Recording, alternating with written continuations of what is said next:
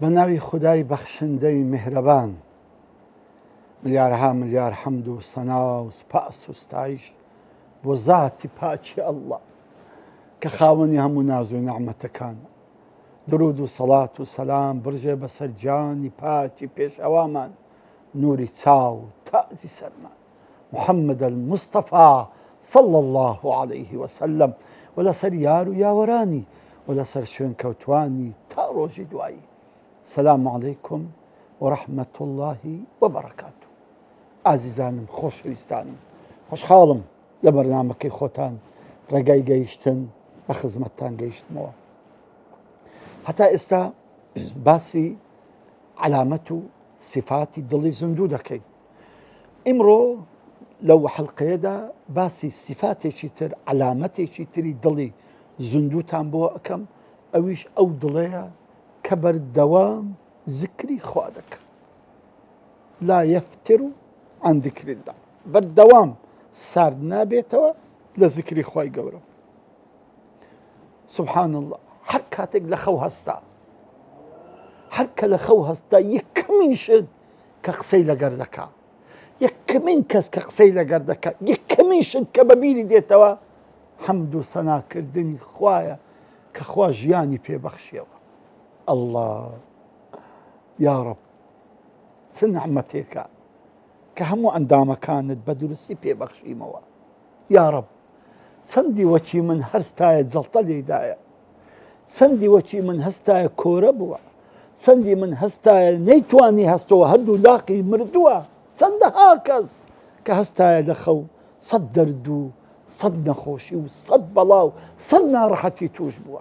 یا رب، ملیارها ملیار حەمد و سەنا و سپاس بۆ ذاتی پاکت کە ئەمن هەستام، هەموو ئەندامەکانم ساغن، هیچ عەیبم نییە، دروست. یا رب، یا ربی، بەس حەمد و سەنای توی دەوێت. الله بزانە، یەکەم کەس کە قسەی لەگە دەکەم ئەڵڵایە. ئەڵڵا شتاقی نەبوومەوە، هەر لەسەر پشتم دارێ، بە چاوم هەرینا، یەکەمین کەس لەناو دڵمە خوایە، کەسی کە نییە. زارە بام مناجاتێکی لەگە بکەم، بە تۆزێک حەمد و سەنا و سپاسی بکەم لەسەر ئەو هەموو نعمەتانە.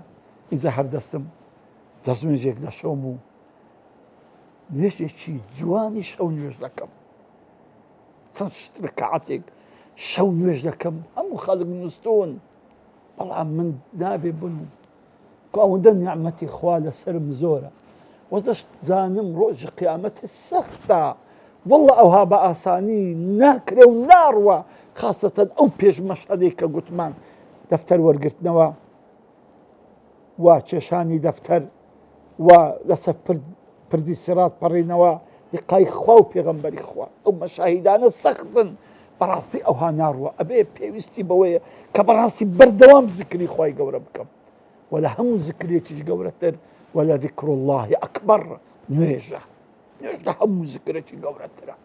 جا بۆیە پاش ئەوەی کە ئەم ذکرانی دەکا کە شەو نوێژی کرد، دوعا ئەکا، دوعاش هەر ذکرە، پاشان تەسبیحات دەکا، ئەویش هەر ذکرە، پاشان هێدی هێدی هەر دەستەوە بەرەو کە جێی لە بانگ دەبێ و جوابی بانگ دەداتەوە بەرەو مزگەفت دەڕوا، ئەوەش هەر ذکرە، کە نوێژەکەی تەواو دەکا دێتەوە، ئەمەش هەر ذکرە. پاشان ئەگەر نووسەوە یان نەنووسەوە، مهم ئەو کەسە حتا ئێستا هەر ذکری خوای گەورە دەکە، پاشان ئەڕوا بۆ ئیش و کاری خۆی، هەر ذکرە، کە ئەو ئیشەکەی بە مەزبوطی و بە چاکی و بە ئیتقان دەکا، هەر ذکرە، کاکە دەگەڕێتەوە ماڵێ و بەو پەڕیمانی بوون و هیلاکی، هەر ذکرە. پاشان لەگە ماڵ و منداڵی خۆی دادەنشی و قسەی خۆشیان لێ دەکا و نسحەتیان لەگە دەکا، هەر ذکرە. کاتێک کە دەچی سەردانی نەخۆشێک، سەردانی خزمێک، تەعزیەک، هەموو شەوێک، برادەرێک، کەسێک، ئەمەش هەر ذکرە. هەتا ئەو کاتی کە دەنوویتەوە، سبحان الله، ئێستا کە دەنوویتن بەبێ ذکر نانوویتن، کە دەزانی نازانی بەیانی هەردەستەوە یان ئەوەتان لە ناو قەبرستانە، بۆ یەک لە پیاوە ساڵحەکان لیان پرسی حاڵی تو بەس گەیشتیە دەرەجەیەک کە بەڕاستی ئەوها لە لای خوا و پێغەمبەری خوا خۆشەویست بی. دەزانی چی فەرموو؟ فەرمووی بە سێشت. فەرمووی یەکەمینیان کە شەو دەنووستم دەمگوت یا ڕەبی خوایە بەیانی تەمەنم درێژکەی لۆ ئەوی زیاتر سوزەت بۆ ببەم، لۆ ئەوی زیاتر ذکرت بکەم، بۆ ئەوی زیاتر لێت بپاڕێمەوە و زیاتری سەڵەوات لەسەر پێغەمبەری لێ بدەم صلی الله عليه وسلم. سبحان الله. خوا ئێمە کە دەنووین ئەوە دەپاڕێنەوە لەبەر خوای، دەڵێن خوایە تەمەنمان درێژکە لەبەر چی؟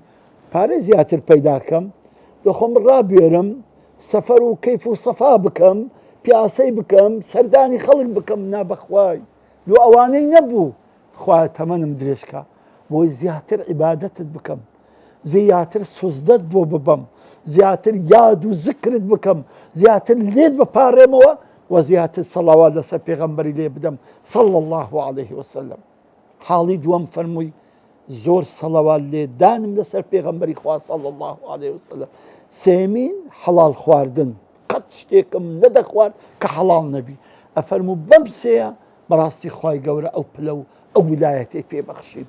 ئازیزانم، خوا ئێمە کاتێک کە دەنووین دەپاڕێنەوە لە خوای کە خوای عەزیم، هەر بە گەورەی خۆت بکە جارێک بە خزمەت پێغەمبەرمان بگەێنە صلی الله عليه وسلم. تخوا بەو شعورەوە دەنووین، تخوا ئێمە کە دەنووین بەو ئومنێتەوە بەو ئاواتەوە دەنووین کە شەو بە خزمەت پێغەمبەری خوای بگەین صلی الله عليه وسلم. چەندمان دەنووین کاتی نووسن حسابی لەگە خۆمان دەکەین، چەندم قسە کردووە، چەندم نەزەر کردووە، چەندم کاری باش نەکردووە، محاسبەیەکی توندی خۆم دەکەم. ئەگە زانیم خەلەلم هەیە، ئەگە دەزانم کەسب و کەسبیم هەیە، ئیستیغفار دەکەم، تۆبە دەکەم، داوای لێخۆشبوون لەخوا دەکەم. ئەو جا دەنووم نەکو بەیانی هەر نەستمەوە. عەزیزە ئەوهایە زکر، زکر ئەوەیە زکر کە بەردەوام لەگەڵ خوا بژی، کە بەردەوام دڵت ڕەبت بی لەگەڵ خوای ڕەب العالەمین. هەر دەستی زلک لەبەر دەکەی بە زکر زلک لەبەر دەکەی، نەک هەر دەستی لەبەر کەوتەوە و ئەو ناز و نعمەتە ئی خوایە دەبی سوپاسی خوای گەورە بکەم. الحمد لله الذي كساني ورزقني من غير حول مني ولا قوة. خدايا خدای مهربان، خوای ڕەزاق، حەمد و سەنا و سپاس و ستایش بۆ تۆ کە ئەو دل و بەرگەت بۆ من کرد و ئەو ڕزقی ئەو دل و بەرگەت پێدام و لەبەرەوەی هیچ حەول و قووەتێکی من نییە، هەموو حەول و قووەتی تووە خوایە. ئەگە تۆ حەول و قووەتم نەدەیە بەخوای من ناتوانم بچم ڕزق و ڕۆزی پەیداکەم. چەندی وەچی بە حەولی و قووەتی نییە وا لە ماڵی کەوتووە، چەندی وەچی مە حەول و قووەتی نییە وا لە سزن کەوتووە، چەندی وەچی مە حەول و قووەتی نییە نەخۆشە و ناتوانانی بجوولێ. ئەو حیمەتە، ئەو غیرەتە، ئەو کەسابەتیە، ئەو جوڵانەوەی، ئەو حەولە، ئەو قووەتە خوای هەر هەمووی ئیتووە. سبحان الله. بزانە ئینسان هەر لە بەیانێکەوە ئەم کەسەی هەردەسی حتا لە لەبەرکردنی بە زیکری خوا دەست پێ دەکا. تکرەمون کە دەسی پێراوی لەبەر دەکا بە زیکری خوای گەورە لەبەر دەکا. کە دەڕوا لە زادەی، کە دەستێ دەرێ لە ماڵێ، بسم الله توكلت على الله ولا حول ولا قوة إلا بالله. خوایە ئەمە لێت دەپاڕێمەوە، ئەوە دەستمە دەرێ لە ماڵێ. خوایە نەزوڵم لە خۆم بکەم، لە هیچ نە لە کەس بکەم. خوا نەغەدر لە خۆم بکەم و نەغەدر لە هیچ کەسێک بکەم. خوا نە تووشی خراپە بم، نە کەسی تووشی خراپە بکەم. خوایە بم پارێزە و لە هەموو خراپە و گوناحێکیشم بپارێزە. سبحان الله. مەلائیکەتەکان دەڵێن هیدایەت دراوی و پارێزراوی و ڕێی حەق و هیدایەتیشت گرتووە. سبحان الله. تۆ بەم جۆرە زکر دەکەی، ئەو زە پاشان دەڕۆی حتا دەگەیتە جێی خۆت تەماشا ئەولا ئەولا ناکەی، نە بەخوای خۆت خەریکی ئەولا ئەولا ناکەی، لە خۆت چەند سەڵاواتێک لێ دەدەی، چەند تەسبیحاتێک دەکەی. سبحان الله وبحمده سبحان الله العظيم. والله ئەوە گەورەترین زکرە. پێغەمبەری خوا دەفەرمی صلی الله عليه وسلم كلمتان خفيفتان على اللسان حبيبتان عند الرحمن ثقيلتان في الميزان سبحان الله وبحمده سبحان الله العظيم. دو كلمة هي دو كلمة زۆر سووک و سەهلن لەسەر جوبان، زۆر خۆشەویستن لە لای خودای ڕەحمان وزور قرص لسميزان. سبحان الله وبحمده سبحان الله العظيم. لا حول ولا قوة إلا بالله. كنز من كنوز الجنة. صلوات ليدان اللهم صل على محمد وعلى آل محمد. سار خلاطت بيشكش ذكري. سبحان الله. يكتق أو كابراي دوي ببلاش ناقر تنها ذكري خوايا حتى كإيشيش لك أجا إيشي نبو لو وقتي يخوي بذكري خواي قورا يان بقصيتي باش يان بقصيتي خير يان بكاريتي خير يان بتسبيحات خوي خلق دكات. الله راسي إنسان أوها بجي شيطان لتشي ولا بوي بي لتشي وفيالي ليبكا لتشي ولا يبيت جوري مازال نية لبروي خوي حفظ كردوا وحصن كردوا بتسي بذكري خواي قورا واخوي باراستو بذكري خوا وقلغانه چيلو خوي درس كردو مازال ناتوان شيطان مازاليني وداش تواني بيتن هري خرتين ويان سوي بكا ويان بيتن افضلي وسوسه لبو بيني. سبحان الله. كتابك هي ناوي الوابل الصيب في الكلم الطيب ابن القيم الجوزي كتابك بتشوكا. سبحان الله. او كتابه دوبشه بس هي كم باسي صد فائده ذكري دكا والله كده يخينيوا او ده خزالت ده تشيشي او ده شرمزار دبي كو امن او هم عمرم هم يرويج او هم خير وبركتي ذكرم نقيسو او ده بخوشي باسي ذكر دكا او ده بتامل لذت باسي فائده ذكر دكا. سبحان الله. او زد زاني اما تخسارت بنديشين دراويشين تكسيشين كاو هم نعمته فضل بخشش وخلاطي خواي قورمان هم لقيزروي لبروي اقاما لذكري خواي قوراني. بس دوم كتابكي بس او شويناني كذكر دكي كاتي ناخواردن لكاتي تيربون لكاتي او خواردن لكاتي رويشتن لكاتي زلق دبر كردن داكناندن سونا حمام سونا تواليت هاتنا دري سونا دل مال كدي وناو مال كاتك لمازيسك هردستي كاتك لمازيسك هردستي دادنشي هردستي همو ذكري خوي سونا مزقوت هاتنا دري لمزقوت همو حركة وسكنيك. سبحان الله. ذكري تدعي ذات خواتو جيانت همو حركي جيانت بخوا وربط بي بيادي خوا وربط بي تخوا ضليتو دمري تخوا او ضلت بي آقادة بي تخوا او ضلت توشي نخوشي دبي نابخواي كواتا يتشي العلامة القولكاني نشاني ضلي زندو ضلي مطمئنة او كبراستي تو لقر ذكري خواي قورة بردوام لقر يادي خواي قورة بردوام. سبحان الله. دبيت خوشيك بإنسان كبردوام ذكري خواي قورة بك دبيت سبلو بايك تهبي لروج قيامتي كبردوام ذكري خواي قورة بك. عزيزانا والله ذكري خواي قورة وكو في غمر أفرمي صلى الله عليه وسلم والله لقيامته لهمون يوجكان قورة ترى لهمو حزكان لهمو فرزكان قورة ترى لجهادش قورة ترى ذكر يعني خواي قولوا بخيدة فرمي واذكروا الله ذكرا كثيرا. لو هيس عبادتك نيقوت إلا لبوت النبي لبو ذكري خواي قولوا نبيت. سبحان الله. سبحان الله.